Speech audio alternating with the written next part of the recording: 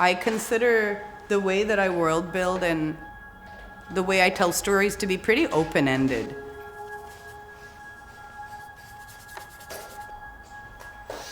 And it's not final.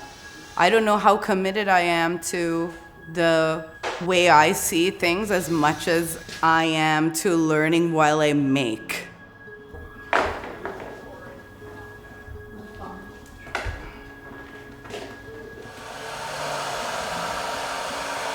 I'm Rajni. I come from Scarborough. We got there from Sri Lanka. I've been in Canada since I was 9 years old. Liver. Should we keep it or No, just I cover want it? separation. No, I Oh, so yeah, okay. yeah, separation.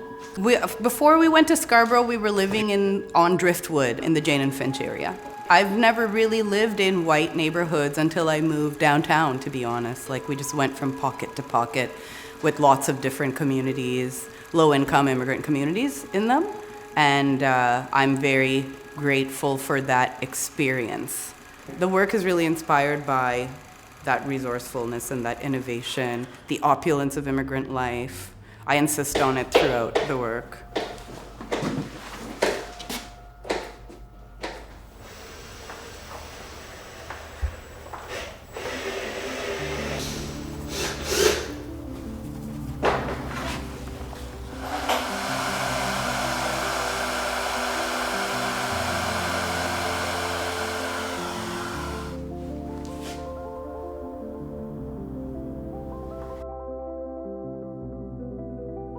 Like that luxury that doesn't have anything to do with Western notions of luxury.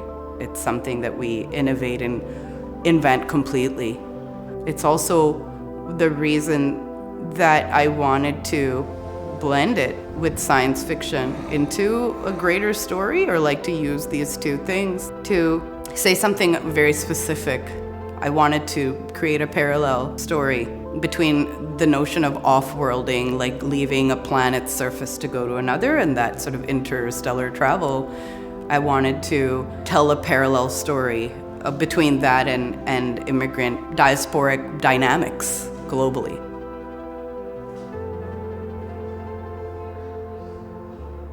I was really struck by the whiteness of science fiction, and I kind of didn't understand, especially as I got older. I was like waiting for us to show up. I was like, where are we? We're not here. Now it's much better. But yeah, in the 80s and 90s, science fiction was really white. So I was like, okay, we're clearly should be the protagonists of these kinds of stories. So let me just do that and let's build a world,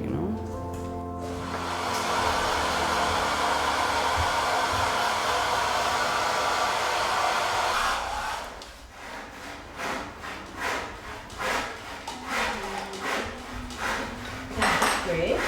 So now it's the gold. Yeah. We didn't do that yet. And just here and here. So is this the last panel? Those are finished, no? Those are finished.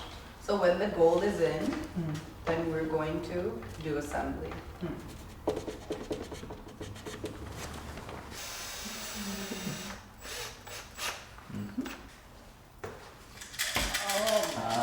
You don't tell them to pick it.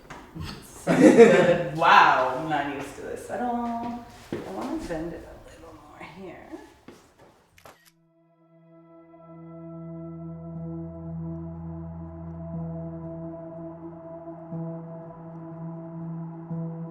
Phylogeny, as a word, means the study of organisms as they change in response to their environment.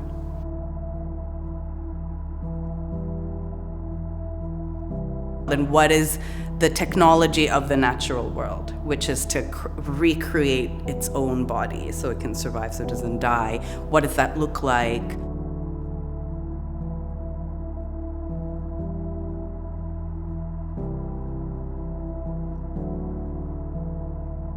Phylogeny as a series, it retains like the surreal horror of the way that science fiction would talk about mutation and present it to the viewer as a red flag for something that's alive, while blending that with like a fascination and this yearning love for the natural world that I have.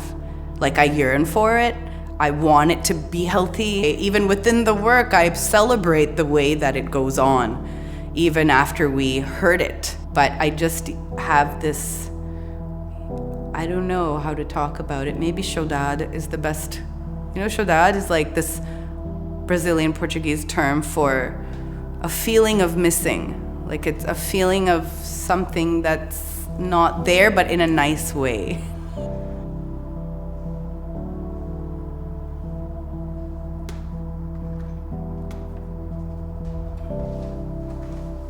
When I tell stories, it's with the purpose as a lesson.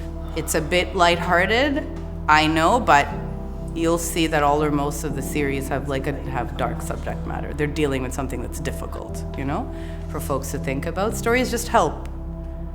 They help us to sort of chew on or like digest issues or problems that we feel that we can't solve.